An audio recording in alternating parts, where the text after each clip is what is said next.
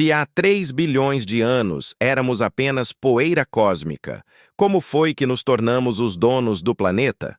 A jornada do Homo sapiens é uma saga de inovação, poder e, acima de tudo, civilização. Vamos voltar no tempo para descobrir como tudo começou. Há cerca de 6 milhões de anos, nossos primeiros ancestrais, os hominídeos, surgiram. Milhões de anos depois, o Homo erectus deu o primeiro grande passo, saindo da África para explorar o mundo. Eles eram mais inteligentes, com cérebros maiores. Depois vieram os neandertais, adaptados ao frio da Europa. Mas no final, apenas uma espécie sobreviveu. Nós, o Homo sapiens. E o nosso segredo não foi apenas a força, mas a capacidade de construir algo muito maior, a civilização. Nossa história começa na Mesopotâmia, por volta de 4000 a.C. Na cidade de Uruk, em vez de caçar, nossos antepassados aprenderam a dominar a terra. Eles cultivavam trigo e cevada e, com um simples moinho de pedra, transformavam grãos em farinha. Foi a invenção da agricultura. Uruk cresceu para mais de 50 mil pessoas. Mas essa mudança teve um preço. Nos tornamos menores e menos robustos. De caçadores fortes, viramos agricultores. A Mesopotâmia também nos deu os primeiros reis e impérios. Gilgamesh, o lendário rei de Uruk, marcou uma era. Logo depois, Sargão, o Grande, conquistou tudo e criou o primeiro império da história, o Império Acádio.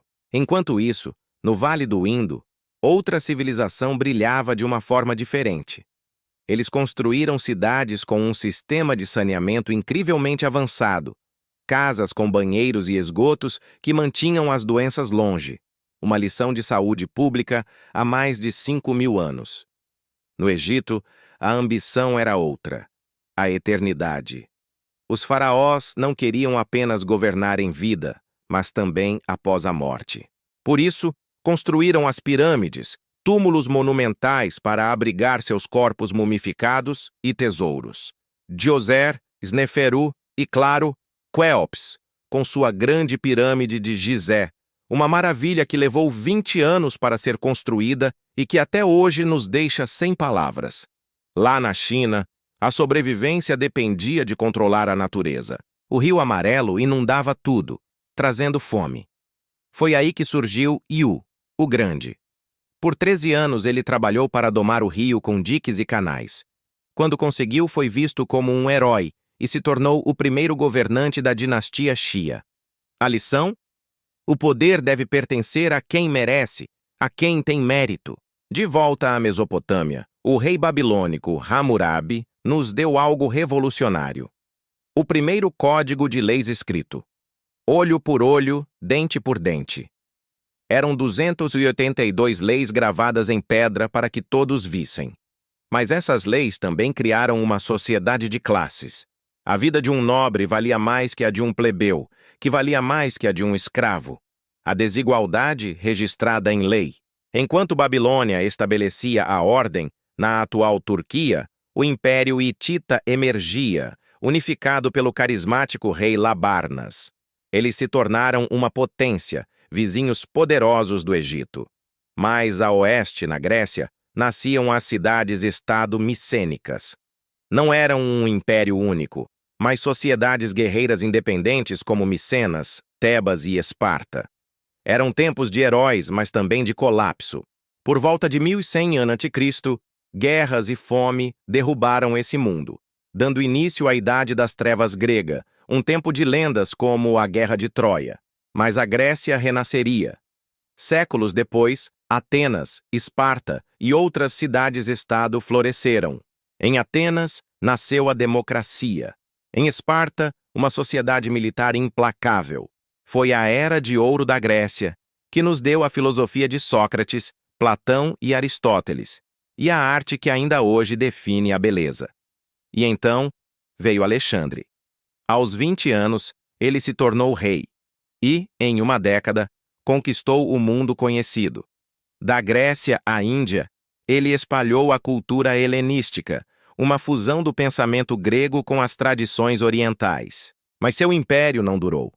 Após sua morte, tudo se fragmentou abrindo espaço para um novo poder que nascia no oeste. Essa nova força era Roma. Começou como uma pequena aldeia, fundada, segundo a lenda, por Rômulo e Remo.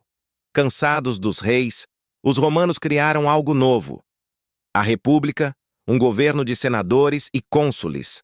Logo, suas legiões disciplinadas começaram a marchar.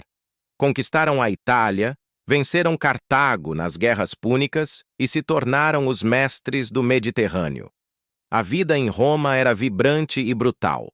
Mercados, teatros, banhos públicos e, claro, o Coliseu, onde gladiadores lutavam para entreter as massas. Mas a República, abalada pela desigualdade e pela ambição de generais como Júlio César, entrou em colapso. Após o caos, surgiu o Império Romano. Otávio Augusto, o primeiro imperador, iniciou a Pax Romana, 2 séculos de paz e prosperidade sem precedentes. No seu auge, o Império Romano era o mundo. De estradas e aquedutos ao concreto e às leis que ainda usamos, seu legado é imenso. Mas nada é para sempre. Crises, invasões e divisões internas levaram à queda em 476 d.C. O império caiu, mas sua influência jamais desapareceu, moldando a Europa e o mundo moderno para sempre. A história de Roma é a prova de que, mesmo das cinzas, nascem novas civilizações. Essa foi a nossa incrível viagem pelas primeiras grandes civilizações. Cada uma delas deixou uma marca que ainda hoje sentimos. Se você curtiu essa jornada, não se esqueça de deixar o seu like, se inscrever no canal e ativar o sininho para não perder os próximos capítulos da nossa história. Obrigado por assistir e até a próxima.